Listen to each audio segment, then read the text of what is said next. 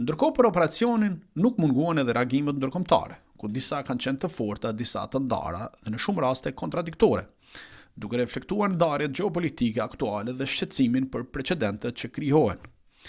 Evropa reagoi me kujdes dhe distancë. Bashkimi Evropian nuk e mbështeti hapur operacionin, por as nuk e dënoi drejt për drejt në orët e para.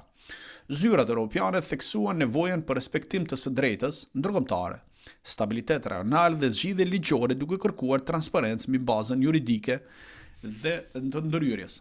Gjermania dhe Franca shprehën shqetësim për rrezikun e përshkallëzimit dhe ndikimit në tregjet e energjisë, ndërsa Mbretëria e Bashkuar mbajti një qendrim më afër Washingtonit duke theksuar se akuzat e rënda penale ndaj Madurës, por pa e quajtur operacionin precedent të papranueshëm. Italia dhe Spanja për shkak të lidhjeve historike dhe diasporës në Venezuelë u fokusuan te siguria e qytetarëve të tyre dhe stabilitetit politik, duke shmangur një qendrim të fortë publik.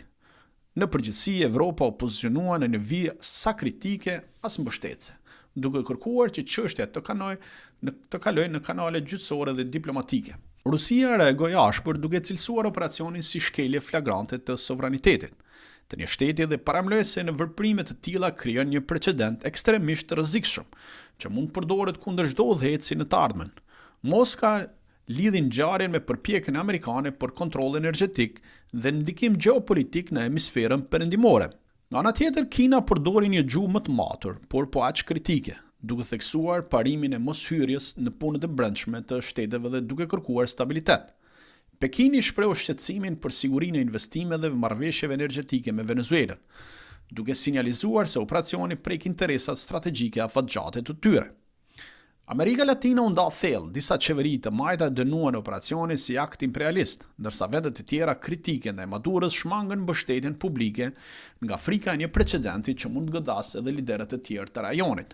OKB-ja reagoi përmes thirrjeve për qetësi dhe respektim të Kartës së Kombeve të Bashkuara, ndërsa ekspertët të së drejtës ndërkombëtare nënvizuan dhe kapja e një kreut shtetit në detyrë edhe në akuzë penale mbetet një zonë gri ligjore. Në thelb të gjithë reagimet tregojnë se bota nuk është e bashkuar rreth operacionit, ndërsa SBA e paraqet si zbatim të ligjit kundër krimit ndërkombëtar. Shumë raste e shohin si një precedent që rrezikon rendin ndërkombëtar, veçanërisht në një moment kur balancat globale janë tashmë të brishta.